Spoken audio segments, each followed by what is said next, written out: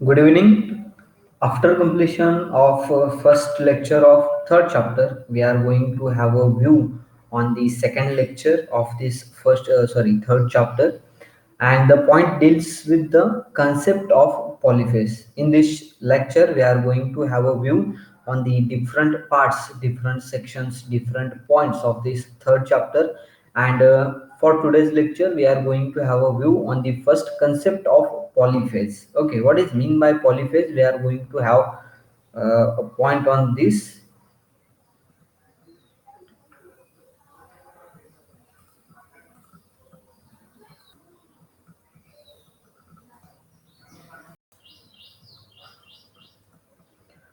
Good evening, all of you.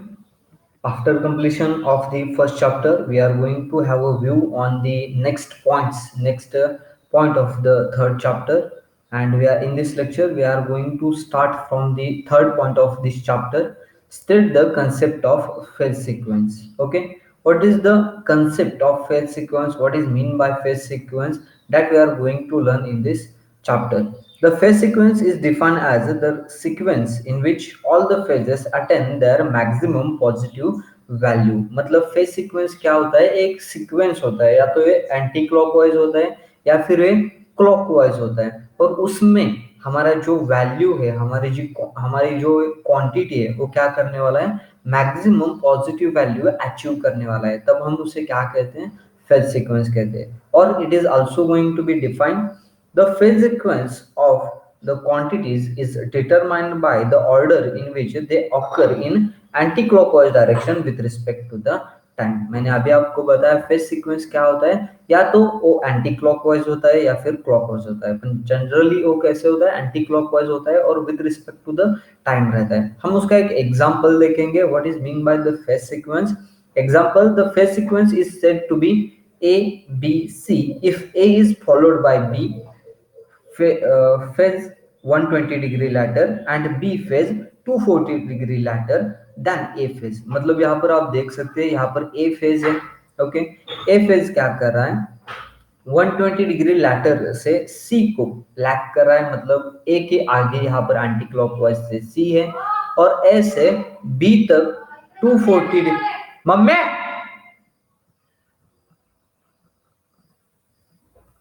केले lecture सगळं घालून सोडला. किती उशीर झाला करायला मम्मी, तो बसून ओरडा लागलाय.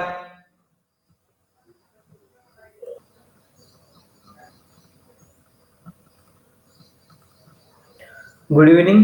After completion of first lecture of third chapter, we are going to have a view on the second lecture of this third chapter. इस लेक्चर में हम हमारा थर्ड चैप्टर का थर्ड पॉइंट स्टार्ट करने वाले और इसके बारे में हम पढ़ने वाले. Okay, the name of this point is state the concept of phase sequence, or the name is what is the phase sequence, what is mean by the phase sequence. Okay, we are going to have a view on this concept of phase sequence. मतलब हमारा phase sequence क्या होता है, ये हमें इसमें बताया गया है. Okay, let's start. The phase sequence is defined as the sequence in which all the phases attain their maximum positive value. मतलब यहाँ पर क्या होता है? देखिए, हमारे जितने भी फेज होते हैं, हमने पिछले लेक्चर में देखा था, हमने पॉलीफेज सर्किट, ये हमारा चैप्टर हमने स्टार्ट किया था, तब हमने देखा था कि हम इसमें पॉलीफेज मतलब एक से ज्यादा फेजेस. ओके, और इसमें हम कितने देखने वाले? थ्री फेज सर्किट देखने वाले. तो फिर जब हमारे तीनों फेज उसकी पॉजिटिव मैक्सिमम वैल्यू अचीव करते हैं, तब हम उन्हें क्या कहते हैं? उसमें हम क्या कहते हैं? उनका फेज सीक्वेंस जो है वो हम उससे डिसाइड करते हैं. और it is also going to be defined as the phase sequence of the quantities is determined by the order in which they occur in the anti-clockwise direction with respect to the time. मतलब यहाँ पर हम क्या करते हैं? Anti-clockwise direction से हम यहाँ पर तीनों जो फेज होते हैं उसे प्लेस करते हैं. हमने कल देखा था हमारे जो मैकेनिकल कंस्ट्रक्शन होते हैं वाइंडिंग्स के, मतलब कंडक्टर के जो फ्लक्स को कट करते हैं, वो कौन से डिग्री में रहते हैं? 120 डिग्री में रहते हैं. इसीलिए हमारा जो फेज सीक्वेंस है वो भी क्या रहता है? 120 डिग्री रहता है. दो फेज के बीच का डिफरेंस डिग्री में जब हम मेजर करते हैं तो कितना रहता है? 120 डिग्री रहता है. हमने कल देखा था. तो फिर हम फेज सीक्वेंस को किस तरह से रिप्रेजेंट करते हैं, ये हम इस थर्ड पॉइंट में देखने वाले हैं. ओके, यहाँ पर आप देख सकते हैं The phase sequence of the quantities is determined by the order in which they occur in the anti-clockwise direction with respect to the time. मतलब with respect to the time हमारा जो phase sequence है वो क्या कहते हैं anti clockwise direction से यहाँ पर रिप्रेजेंट करते हैं. इसका हम एक एग्जांपल देखते हैं सिंपल सा. Example, the phase sequence is said to be A, B, C if A is followed by B, phase 120 degree later and B phase 240 degree later than A phase. मतलब यहाँ पर आप देख सकते हैं सपोज यहाँ पर देखिए हमारा जो ए फेज है उससे हमारा जो सी फेज है वो कितने डिग्री का एंगल पर है 120 डिग्री का एंगल पर है. और जब ए से हमारा जो ए बी है वो कौन से एंगल पर है 240 डिग्री एंगल पर है. मतलब 120 प्लस 120 240 डिग्री एंगल पर है. और यहाँ से जब आप मेजर करेंगे वो कितना हो जाएगा 120 डिग्री हो जाएगा. कल भी हमने देखा था हमारा जो इलेक्ट्रिकल एंगल होता है पूरे राउंड शेप का वो कितना रहता है 360 रहता है. तो फिर इस 120 120 120 को आप एडिशन करेंगे आपको 360 डिग्री मिल जाएगा. यहाँ पर देखिए यहाँ पर फेज सीक्वेंस इसका क्या है ए बी से ए बी सी ये हमारा यहाँ का फेज सीक्वेंस है. और फेज सीक्वेंस यहाँ पर देखिए ए सी बी इसे भी आप क्या कह सकते हैं फेज डिफरेंस कह सकते हैं. Then next point of this chapter number 3 is concept of polyphase. Polyphase मतलब क्या होता है ये मैंने आपको कल भी सिखाया था. कल भी हम इसके बारे में पढ़े थे और आज भी हम देखने वाले कि पॉलीफेज मतलब क्या होता है. Polyphase system is a combination of two or more than two voltages having same magnitude and frequency but displayed from each other by an equal electrical angle. मतलब ये क्या होता है कॉम्बिनेशन होता है दो या फिर दो से ज्यादा वोल्टेजेस का और उसकी मैग्नीट्यूड जो रहती है वो कैसे रहती है सेम रहती है. फ्रीक्वेंसी जो रहती है वो भी सेम ही रहती है लेकिन उसमें क्या होता है सिर्फ इलेक्ट्रिकल अंतर रहता है इलेक्ट्रिकल एंगल का डिफरेंस रहता है. और कल हमने देखा था वो डिफरेंस कितना होता है यहाँ पर आप देख सकते हैं 120 डिग्री का डिफरेंस होता है. As poly means many more than one. मैंने अभी आपको बताया था पॉली मतलब क्या होता है मोर देन वन होता है. तो फिर हम यहाँ पर क्या करेंगे थ्री सर्किट थ्री फेज वाला लेंगे. क्यों लेंगे करेंगे क्योंकि हमारे फेज जो होते हैं वो दो ही तरीके के होते हैं या तो फेज सिंगल फेज सप्लाई होता है या फिर थ्री फेज सप्लाई होता है. अब पॉलीफेज मतलब एक से ज्यादा और हमारा सर्किट कौन सा होगा फिर थ्री फेज ही होगा क्योंकि सिंगल फेज के बाद सिर्फ और सिर्फ थ्री फेज सर्किट ही रहता है. तो फिर हमारा ए सर्किट कौन सा हो गया पॉलीफेज मतलब मोर than one that means three phase supply and phase means windings और circuit. Each of them has a single alternation voltage of the same magnitude and frequency. मतलब यहाँ पर क्या बताया गया है हमारे जो तीनों एंगल रहेंगे मतलब तीनों हमारे जो कंडक्टर रहेंगे जो फ्लक्स को कट करेंगे ओके मैग्नेटिक फील्ड को क्या करेंगे कट करेंगे और अकॉर्डिंग टू फैराडेस लॉ वहां पर क्या हो जाएगा ईएमएफ इंड्यूस हो जाएगा. ये हमने देखा है ओके ईएमएफ क्या होगा वहां पर इंड्यूस हो जाएगा. तब वो कैसा रहेगा उसकी मैग्नीट्यूड सेम रहेगी फ्रीक्वेंसी सेम रहेगी. सिर्फ अंतर क्या होगा उसमें हर एक फेज में वहां पर क्या होगा 120 डिग्री का इस तरह का एंगल रहेगा जिसे हम phase angle electrical phase angle ऐसे भी बोल सकते हैं. The angular displacement between the adjacent voltage is called as phase difference and depends on the number of phases. मतलब ये फेज डिफरेंस कितना है कितना रहेगा 120 डिग्री रहेगा जब हम थ्री फेज सप्लाई लेंगे. लेकिन सपोज सिर्फ और सिर्फ एक्सपेरिमेंट करने के लिए आप क्या कर रहे हैं तीन की जगह फोर सर्किट ले ले मतलब फोर कंडक्टर ले रहे हैं जो क्या करेंगे उस फ्लक्स को कट करेंगे. तो फिर वहां पर जनरेशन किसका होगा फोर फेज सप्लाई का होगा. क्यों क्योंकि वहां पर आपने फोर कंडक्टर वहां पर यूज किए हैं. यहाँ पर थ्री करते हैं हम रेगुलर में हम थ्री करते हैं इसलिए 120 डिग्री का एंगल यहाँ पर रहेगा. लेकिन suppose instead of three phase supply for the purpose of only experiment you are going to use here a four conductors for the purpose to cut the flux. Then at that time the power which is going to be generated there it is going to be four phase supply. Therefore उसका अंतर कितना रहेगा four difference यहाँ पर आप उसकी यहाँ पर आप उसका फॉर्मूला यूज कर सकते हैं phase difference 360 degree electrical divided by number of poles. मतलब आपको पता है हमारा जो इलेक्ट्रिकल डिग्री होता है वो कौन से डिग्री का होता है 360 का. मैंने आपको पहले के लेक्चर में भी बताया है हमारा जो पूरा सर्कल होता है वो कौन सा रहता है 360 डिग्री का रहता है. और नंबर ऑफ फेजेस मतलब क्या होगा, नंबर ऑफ पोल्स भी कह सकते हैं, नंबर ऑफ फेजेस भी कह सकते हैं, या फिर इसे आप नंबर ऑफ कंडक्टर्स भी कह सकते हैं। आप एक्सपेरिमेंट के तौर पर कौन सा ले रहे हैं, 4 फेज ले रहे हैं, देयरफॉर 360 डिवाइडेड बाय जब 4 करेंगे तो आपका एक फेज डिफरेंस आ जाएगा। Suppose instead of 4 you are going to use here a 6 phase supply, okay, for the purpose of only your experiment, not in real, okay। Suppose आप क्या कर रहे हैं, 6 फेज सप्लाई जनरेट करने वाले, तो फिर आपको क्या करना पड़ेगा, 360 डिवाइडेड बाय 6 करना पड़ेगा। आपको क्या मिल जाएगा, आपका फेज डिफरेंस मिल जाएगा। कितना मिल जाएगा, 360 डिवाइडेड बाय 6,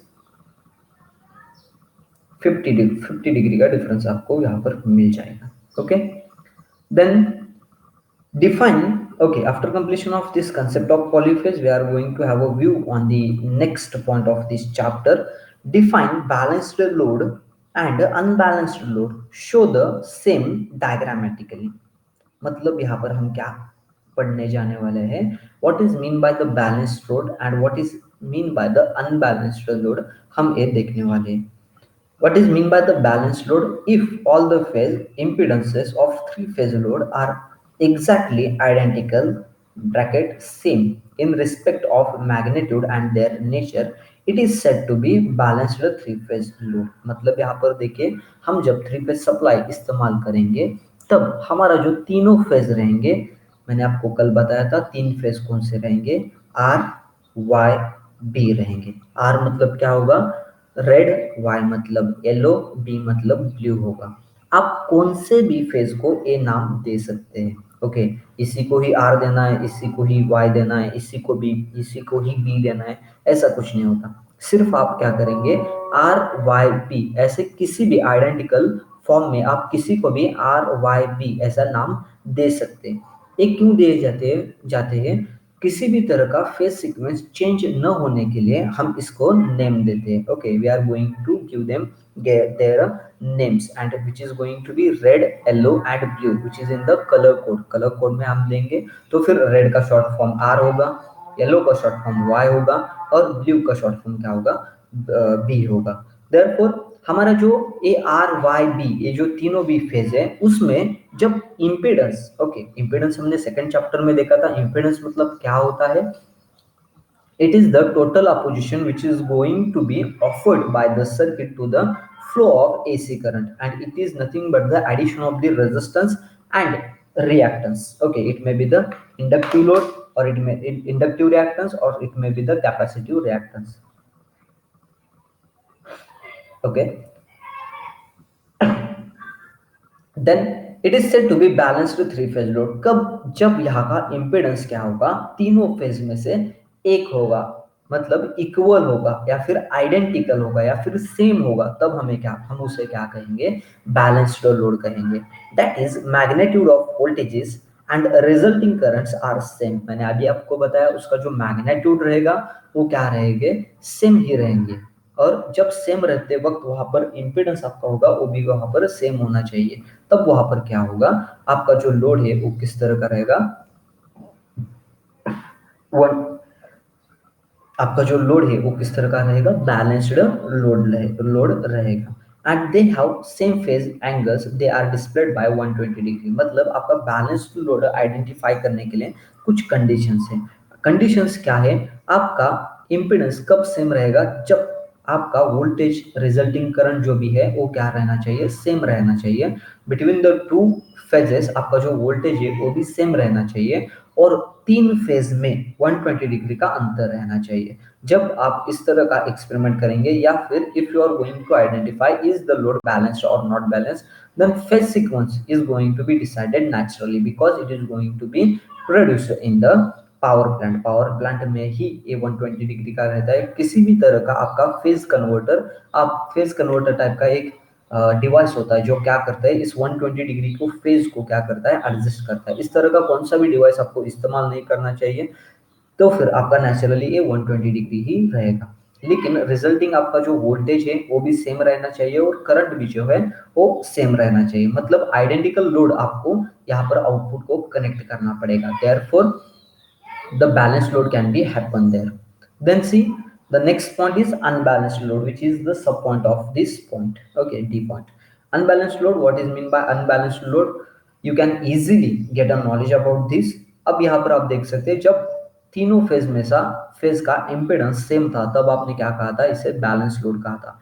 जब कोई भी फॉल्ट होता है या फिर कुछ कंडीशंस टेक्स प्लेस होते हैं और इम्पिडेंस एक एंगल का या फिर एक फेज का चेंज हो जाता है, तब वहां पर जो लोड प्रोड्यूस होगा उसे हम क्या कहेंगे, अनबैलेंस्ड लोड कहेंगे। In unbalanced load impedances of one or more phases are different from each phases, the respective currents are not identical. देखिए यहाँ पर आप यहाँ पर देख सकते हैं एक डेल्टा कनेक्शन, इसे आप क्या कहेंगे, डेल्टा कनेक्शन कहेंगे। इस पॉइंट के बाद हम स्टार कनेक्शन और डेल्टा कनेक्शन के बारे में पढ़ने वाले हैं। ये जो यहाँ पर देख रहे हैं कौन सा कनेक्शन है, स्टार कनेक्शन है। ओके, यहाँ पर आप देख सकते हैं ये इस तरह का जो होता है उसे आप स्टार कनेक्शन कहेंगे, और पूरी तरह से ट्रायंगल फॉर्म में जो होता है उसे आप क्या कहेंगे, डेल्टा कनेक्शन कहेंगे। तो फिर यहाँ पर देखिए आप स्टार में कनेक्ट कीजिए या फिर डेल्टा में कनेक्ट कीजिए, उसका कोई भी प्रॉब्लम नहीं रहता। लेकिन जब देखिए बैलेंस लोड अनबैलेंस लोड में यहाँ पर जो आपका इम्पीडेंस होता है, ओके यहाँ पर देखिए यहाँ पर 3 इम्पीडेंस यहाँ पर दिए गए हैं। जब इस इम्पीडेंस का किसी का भी, ये जो इम्पीडेंस होते हैं वो तीनों भी सेम रहते हैं, लेकिन अगर किसी वजह से या फिर किसी फॉल्ट की वजह से एक या फिर दो फेज के इम्पीडेंस चेंज हो जाते हैं, तो फिर इन तीनों, ओके इन तीनों वाइंडिंग्स में जो फ्लो होने वाला करंट होता है उसकी वैल्यू भी चेंज हो जाती है, और आप तब उस लोड को क्या कह सकते हैं, अनबैलेंस्ड लोड कह सकते हैं। यहाँ पर आपका लोड बैलेंस है, मतलब क्या होता है, आपके जो आर फेज, वाई फेज और बी फेज जो होते हैं, या फिर यहाँ पर देखिए ए, बी और ए सी, ओके ये तीनों ए फेज, बी फेज और सी फेज में, फिर से सी फेज में से जो फ्लो होने वाला करंट है वो क्या रहता है, कांस्टेंट रहता है, एक रहता है। ओके यहाँ पर जो करंट है, यहाँ पर जो करंट है और यहाँ पर जो करंट है वो कैसा है, तीनों की भी वैल्यू सेम है, तब आप क्या कह सकते हैं, इसे बैलेंस्ड लोड कहते हैं। Suppose if anyone is going to be change then it is called as the unbalanced load. Very simple point. Then we are going to have a view on the next point of this chapter, star connection. Okay, this is not a Y. Okay, this is not a Y. It is a star. It is nothing but a star. तो फिर देखिए star connection में हमें क्या बताया गया है।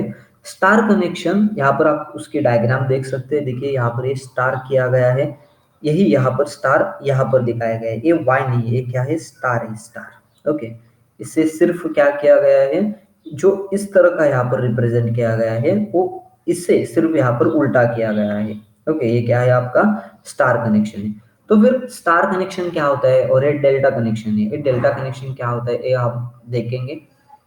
Therefore, what is meant by the star connection? Star connection system is also known as a three-phase four-wire system. Okay, three-phase four-wire system को आप क्या कह सकते हैं, स्टार कनेक्शन कह सकते हैं। And it is the most preferred system for AC power distribution, while transmission delta connection is generally used. मतलब पावर जब जनरेटिंग स्टेशन से आपके घर तक पहुंचा दिया जाता है तब हम वहां पर क्या करते हैं, ट्रांसमिशन सिस्टम और डिस्ट्रीब्यूशन सिस्टम, ऐसे दो दो सेपरेट सिस्टम वहां पर हम क्या करते हैं, एक दूसरे को ज्वाइन करते हैं।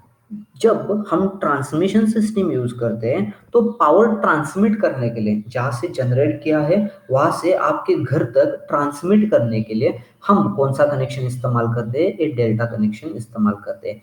और ट्रांसमिशन सिस्टम खत्म होने के बाद जब हमारा डिस्ट्रीब्यूशन सिस्टम स्टार्ट होता है एसी पावर में, सिर्फ और सिर्फ एसी पावर में, जब हमारा ट्रांसमिशन सिस्टम खत्म होने के बाद डिस्ट्रीब्यूशन सिस्टम स्टार्ट होता है, तब वहां पर हम क्या करते हैं, ये स्टार कनेक्शन से हम पावर जो है वो फेड करते हैं। Then in star also denoted as star. Okay, this is not a Y, as I already told you, this is not a Y, it is a star.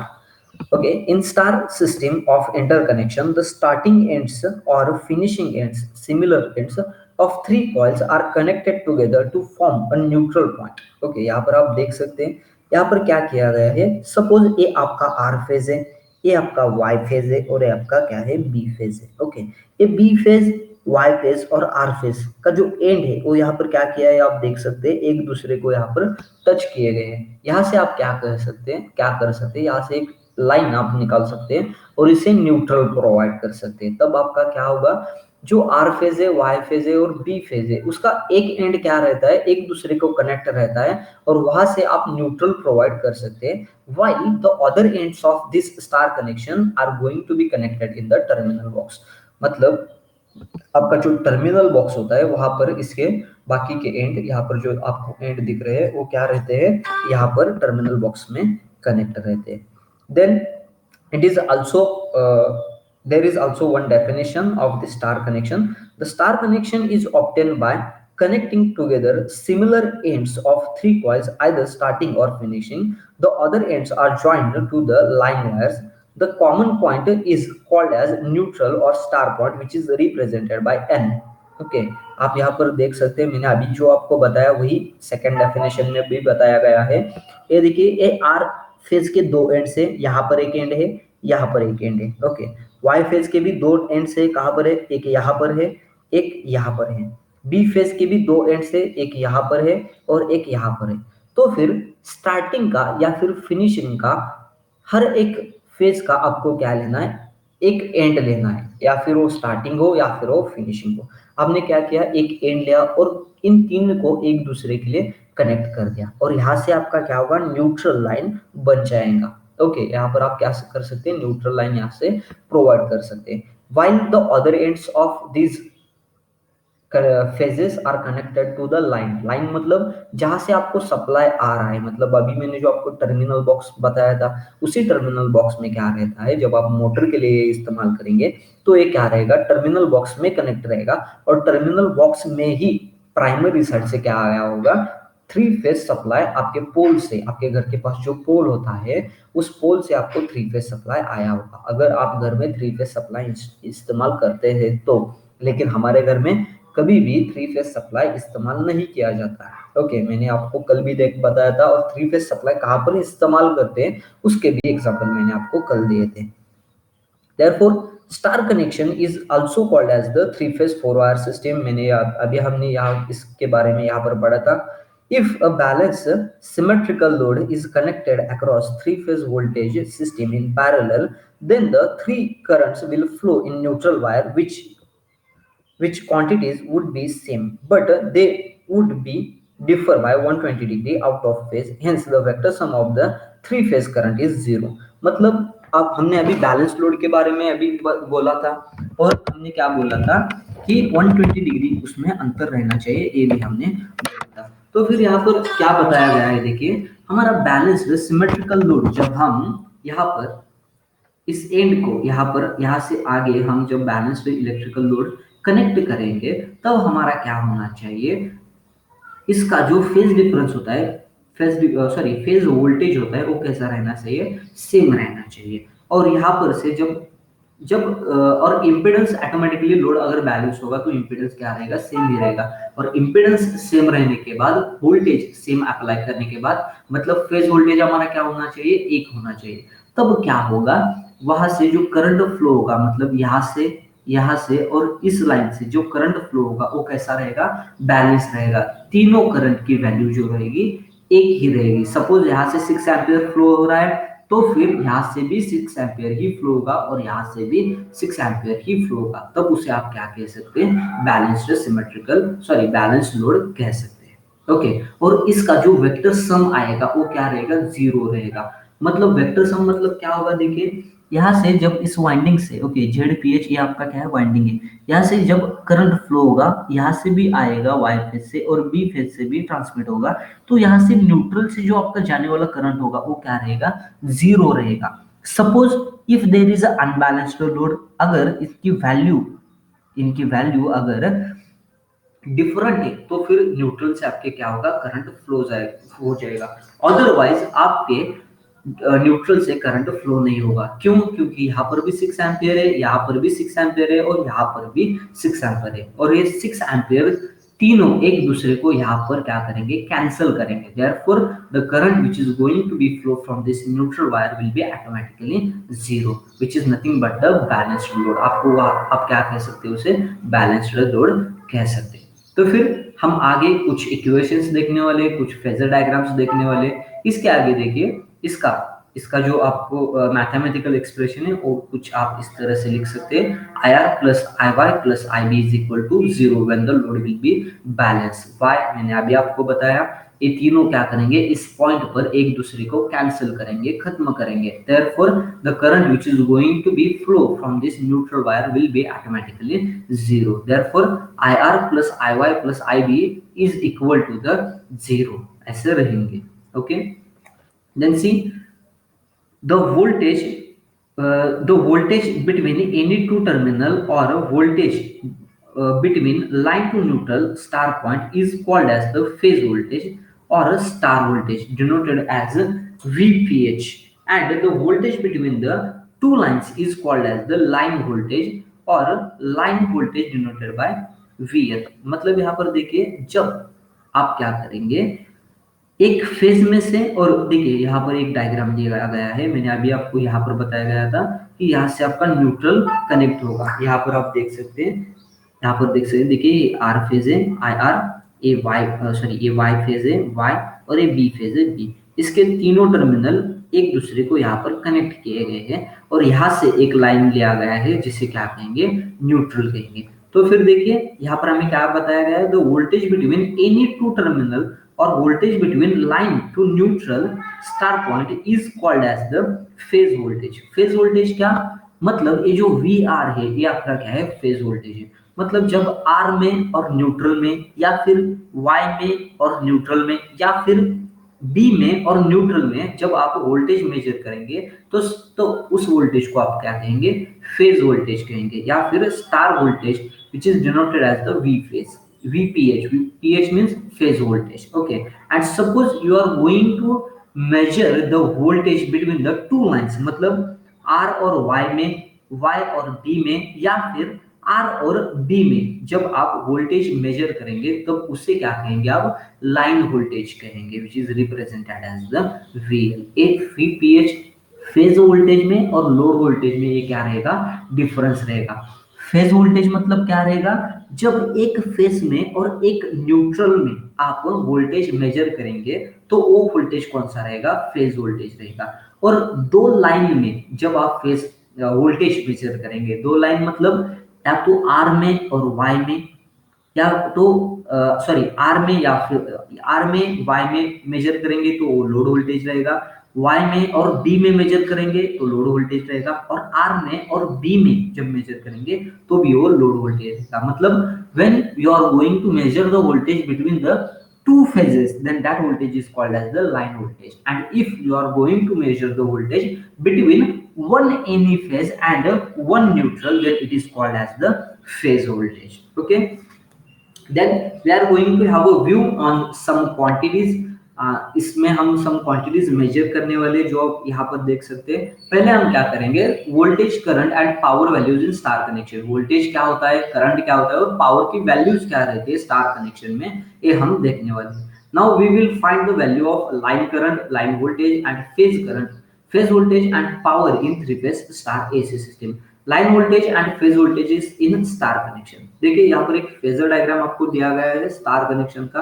पहले हम क्या करेंगे, यहाँ पर देखिए यहाँ पर उसका एक्सप्लेनेशन दिया गया है किस तरह से ये हम फेजर डायग्राम, बहुत ही सिंपल फेजर डायग्राम है, मैं आपको ड्रॉ करके बताऊंगा। तो फिर बर्डन मत लीजिए, ये वेरी सिंपल स्टार कनेक्शन का, ये आपको जो फेजर डायग्राम दिख रहा है वेरी सिंपल है, और उसका स्टेप्स भी यहाँ पर आपको दिए गए हैं। हम क्या करेंगे, पहले हम इस डायग्राम को ड्रॉ करने की कोशिश करेंगे। ओके ओके, देखिए मैंने पहले से यहाँ पर एक डायग्राम लिया गया है, वही डायग्राम है ये। यहाँ पर हम क्या करेंगे, पहले हम इस डायग्राम को ड्रॉ करेंगे। ओके,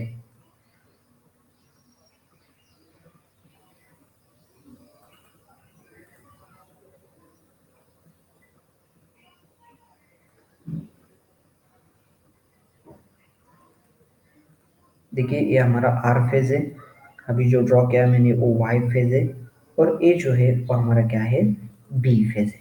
आप इस डायग्राम से ये पता लगा सकते हैं कि ये जो हमारा, ये आपका क्या है, आर फेज है, ये आपका वाई फेज है, और ये आपका बी फेज है। ओके,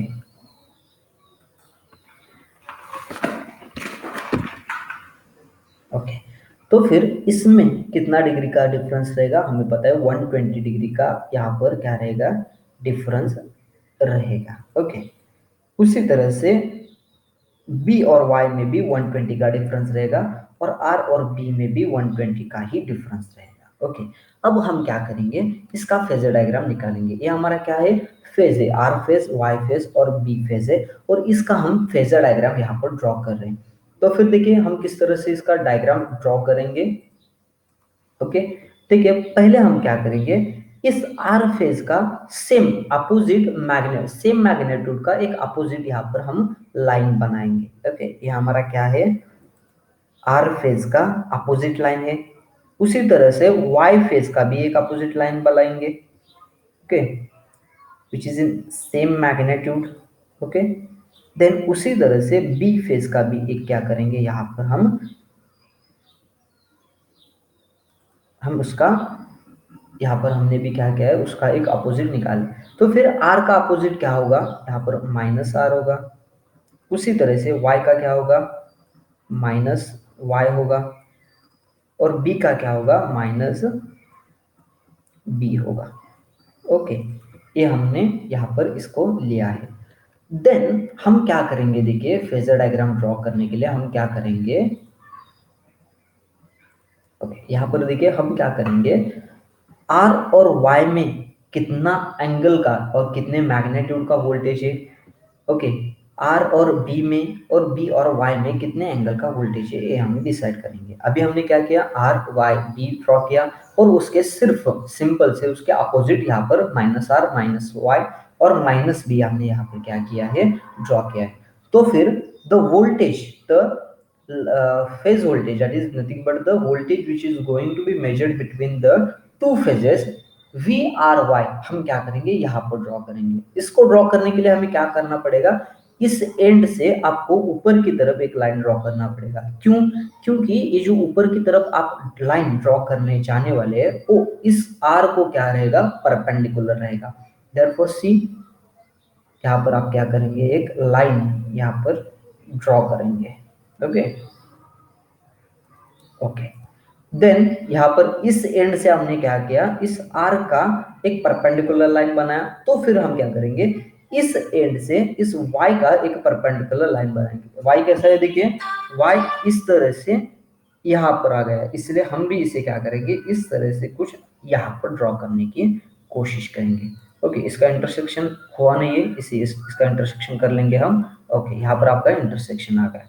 उसी तरह से अब क्या करेंगे, मतलब ओके, पहले हम ये देखते हैं, जब आप इस तरह से लाइन ड्रॉ करेंगे तब इसी पॉइंट से आपको क्या करना है, इस इंटरसेक्शन तक एक लाइन बनाना है। Okay, that is nothing but the phase voltage R Y, जिसे हम आप क्या कर सकते हैं, वी आर वाई से रिप्रेजेंट कर सकते हैं। तो फिर देखिए आगे हम the voltage between B and Y क्या करेंगे, ड्रॉ करने की कोशिश करेंगे। देखिए बी से हम क्या करेंगे, इसका परपेंडिकुलर, क्यों, क्योंकि हम बी और वाई में रिप्रेजेंट करने वाले। तो फिर इसका परपेंडिकुलर लाइन हम इस एंड पे बनाएंगे, यहाँ पर कुछ इस तरह से आ जाएगा। फिर इसके बाद इस एंड से हम क्या करेंगे, इसका परपेंडिकुलर लाइन बनाएंगे। ओके, देखिए यहाँ पर आ गया। तो फिर सिंपल से अभी जो किया था उस तरह से इस पॉइंट में से इस इंटरसेक्शन तक हम एक लाइन बनाएंगे। ओके, स्ट्रेट लाइन आया नहीं है, आप यहाँ पर इसे कंसीडर कर सकते हैं। तो फिर हमें यहाँ पर जो ये लाइन मिल रहा है वो लाइन कौन सा है, वो भी वोल्टेज ही है, लेकिन वोल्टेज किस फेज में से है, वाई और बी फेज में से। यहाँ पर आप वी वाई बी ऐसे लिख सकते हैं। Okay, then after completion of that हम अब क्या करेंगे, एक और लाइन बनाएंगे which is going to be the representation of voltage between R and B. आप यहाँ पर देख सकते हैं, यहाँ पर ऐसे जो यहाँ पर ड्रॉ किया है लाइन आर और बी में, देखिए आर और वाई में हो गया, वाई और बी में हो गया, अब बचा क्या है, आर और बी में बचा है। तो फिर यहाँ पर देखिए आर और बी में रहेगा। ये जो इस तरह का लाइन नीचे गया है, अब उसे हम क्या लेंगे, कहाँ पर लेंगे, यहाँ पर लेंगे, और इस तरह से नीचे वाला लाइन यहाँ पर ड्रॉ करेंगे। तो फिर इसको ड्रॉ करने के बाद हम क्या करेंगे, इस यहाँ पर ये जो लाइन है उसका परपेंडिकुलर लाइन हम इस पर बनाएंगे। ओके, यहाँ पर परपेंडिकुलर लाइन बना है और जीरो से हम सेम यहाँ पर इंटरसेक्शन डालेंगे और फिर हमारा ये जो वोल्टेज है वो कौन सा होगा, वी आर बी, ये हमारा क्या हो जाएगा, वोल्टेज रह जाएगा। ओके, यहाँ पर आप देख सकते हैं इस डायग्राम को आप क्या कर सकते हैं, कंपैरिजन कर सकते हैं, उसी तरह का यहाँ पर डायग्राम आ गया है, मैंने आपको प्रोसीजर भी बता दिया है। तो फिर देखिए, और अब हम क्या करेंगे, हमें पता है कि इन दोनों में 120 डिग्री का डिफरेंस था, किसमें, इस आर में और बी में 120 डिग्री का डिफरेंस था। जब हमने माइनस वाई यहाँ पर रिप्रेजेंट किया, मतलब यहाँ पर डिवाइडेशन हो गया, तो फिर ए एंगल कितना रहेगा आप बता सकते हैं, 120 डिवाइडेड बाई 2 मतलब 60 डिग्री रहेगा। फिर जब आर और वाई में लेंगे, मतलब ए डिग्री लेंगे, यहाँ से ए डिग्री या फिर यहाँ से ए डिग्री लेंगे, तब वो कितना हो जाएगा, 30 डिग्री, क्योंकि 60 डिग्री का यहाँ पर हाफ कितना हो जाएगा, 30 डिग्री। समझ में आ रहा है आपको? देखिए, ये जो हमारा आर और बी था उसमें कितना डिग्री था, 120 डिग्री था, यहां मैंने रिप्रेजेंट किया था। तो फिर हमने वाई को यहाँ पर बीच में क्या कर दिया, माइनस उसका ले लिया। ओके, उसका निगेटिव साइन हमने यहाँ पर ले लिया। तो फिर हमारा डिफरेंस यहाँ पर ये कितना हो जाएगा, ये डिफरेंस यहाँ पर 120 डिग्री डिवाइडेड बाय 2 मतलब 60 डिग्री हो जाएगा। फिर हमने क्या लिया, इन दोनों का रिप्रेजेंटेशन लिया, मतलब voltage between R and Y लिया, उसका डिग्री कितना हो जाएगा, 60 डिवाइडेड बाय 60 डिवाइडेड बाय 2 मतलब यहाँ पर 30 डिग्री हो जाएगा। देखिए आप यहाँ देख सकते हैं V R Y, V R voltage between V R and V R Y will be the 30 degree. आप यहाँ से आपको ये समझ में आया होगा कि हमने ये डायग्राम किस तरह से ड्रॉ किया है। Okay, then we are going to have a view on some values for the purpose of calculation. Okay, यहाँ पर आप देख सकते हैं V R Y is nothing but the vector sum, vector difference between R and Y, मतलब V R और V Y का जो डिफरेंस रहेगा वो हमारा क्या हो जाएगा, वी आर वाई हो जाएगा। ये हमारा प्रोसीजर है जो अभी हमने ये कैलकुलेशन किया, सॉरी ये जो डायग्राम हमने स्टेप बाय स्टेप ड्रॉ किया वो भी वही स्टेप यहाँ पर हमें दिया गया है। तो फिर उसी स्टेप से हमें क्या होगा, क्या हमारा क्या हो जाएगा, V R Y is equal to V Y, sorry V R is equal to V Y is equal to V B is equal to V phase हो जाएगा। मतलब बिटवीन एनी फेज और एनी न्यूट्रल आपका जो voltage रहेगा वो V R, V Y और V B तीनों भी क्या रहेंगे, सेम रहेंगे।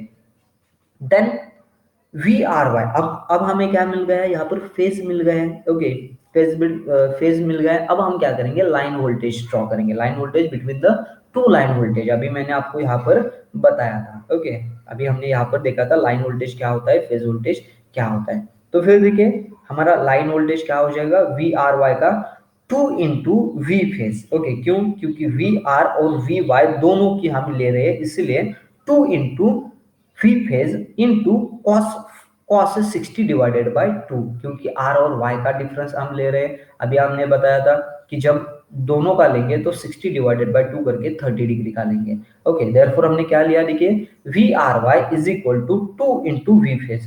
2 क्यों लिया, आर और वाई ऐसे दो फेज है इसलिए 2 into 2 phase. Okay, into cos 60 divided by 2, क्यों, क्योंकि हम वी आर वाई को फाइंड आउट करने वाले और वी आर वाई का वैल्यू कितना होगा, 60 डिवाइडेड बाय 2 मतलब ये 30 डिग्री हो जाएगा। देयरफॉर देखिए वही हमें नीचे लिया है 2 इंटू वी फेज cos 30। हमें cos 30 जब हम आपकी कैलकुलेशन कैलसी में अब cos 30 ऐसे वैल्यू पुट करेंगे तो आपको वैल्यू आ जाएगा √3 डिवाइडेड बाय 2, मतलब cos 30 डिग्री का एंगल क्या होता है, √3 डिवाइडेड बाय 2 रहता है। Therefore 2 into V phase into √3/2 यहाँ पर आ गया। That is nothing but VRY, that is nothing but the voltage between R phase and Y phase will be the √3 into phase voltage. क्यों, क्योंकि 2 इंटू ये जो 2 है ये डिवाइडेशन में है इसलिए 2 कैंसिल हो जाएगा और वैल्यू क्या आ जाएगी, √3 इंटू वी फेज आएगा। मतलब आपका जो वी आर वाई है मतलब voltage between R phase and Y phase. Okay, यहाँ पर आप देख सकते हैं voltage between a R phase और वोल्टेज बिटवीन ए जो आपका फेज है वाई फेज है। ओके, आर फेज और वाई फेज में फेज का आपका वोल्टेज कितना आ जाएगा, √3 इंटू वीपीएच मतलब फेज वोल्टेज, वो कौन सा भी रहेगा फिर वी आर और न्यूट्रल में रहेगा, वाई और न्यूट्रल में रहेगा, या फिर बी और न्यूट्रल में रहेगा। क्यों?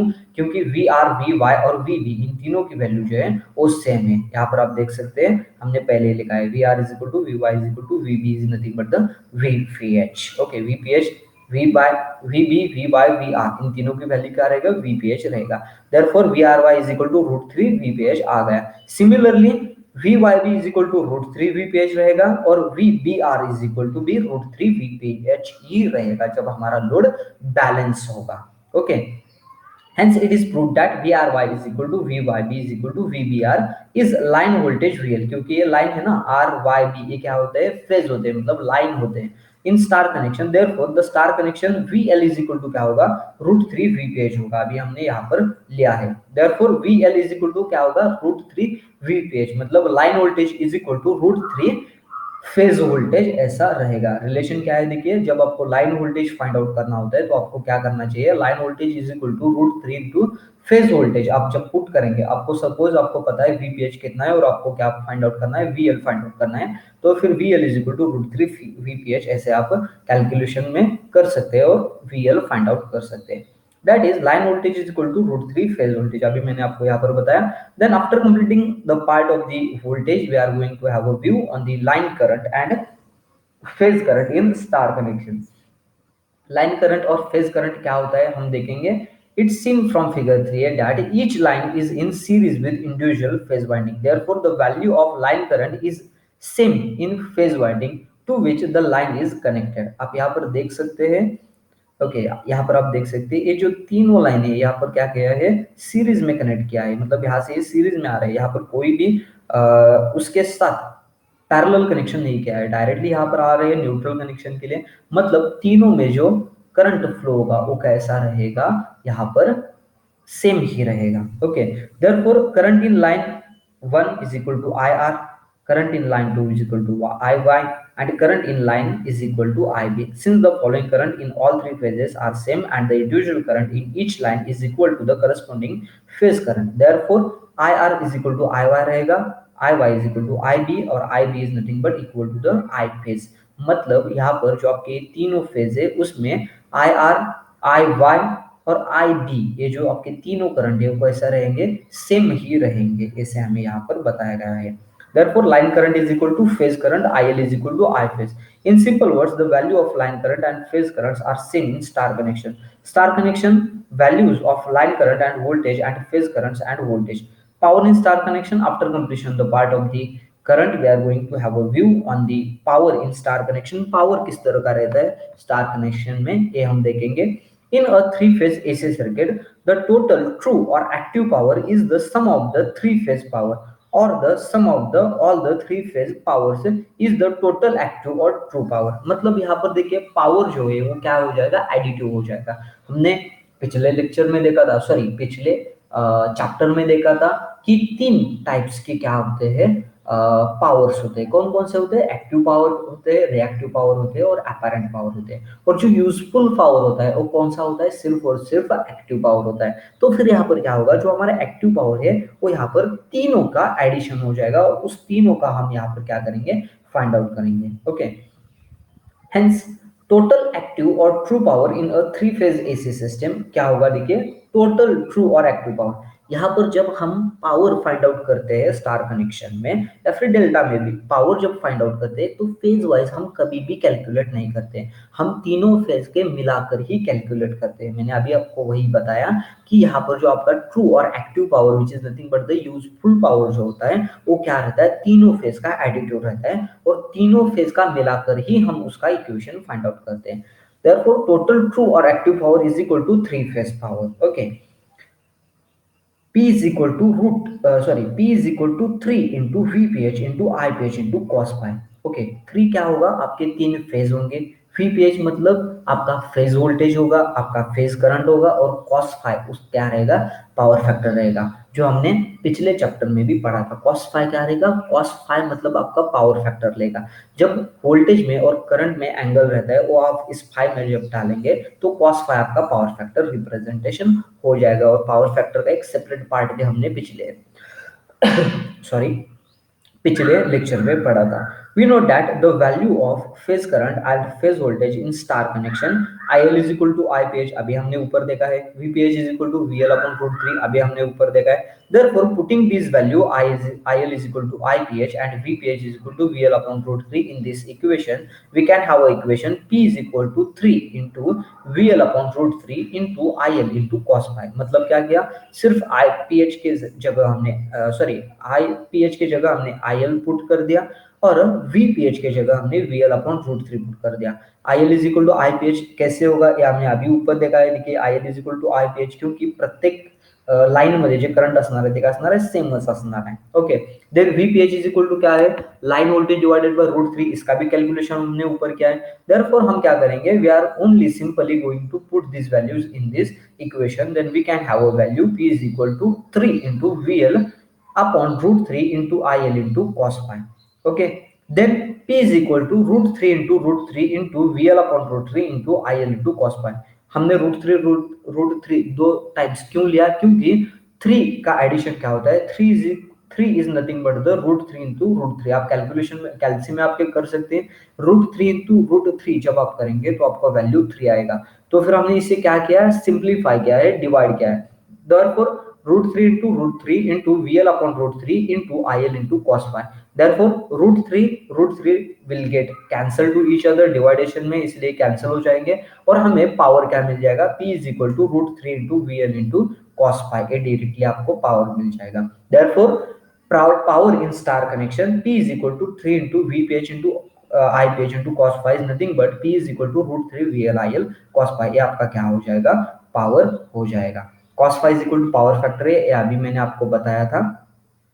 सिमिलरली टोटल रिएक्टिव पावर आपको यहाँ पर कोई भी जानने की जरूरत नहीं है, लेकिन यहाँ पर आपको दिया गया है टोटल पावर रिएक्टिव क्या रहेगा, Q is equal to root 3 into VL into IL into sine phi रहेगा. हमने अगले पहले के लेक्चर में भी पढ़ा था, जब एक्टिव पावर होता है तो हम वहां पर cos phi इस्तेमाल करते हैं और रिएक्टिव पावर होता है तब हम वहां पर sin phi इस्तेमाल करते हैं. Therefore, total reactive power will be Q is equal to root 3 VL IL sin phi.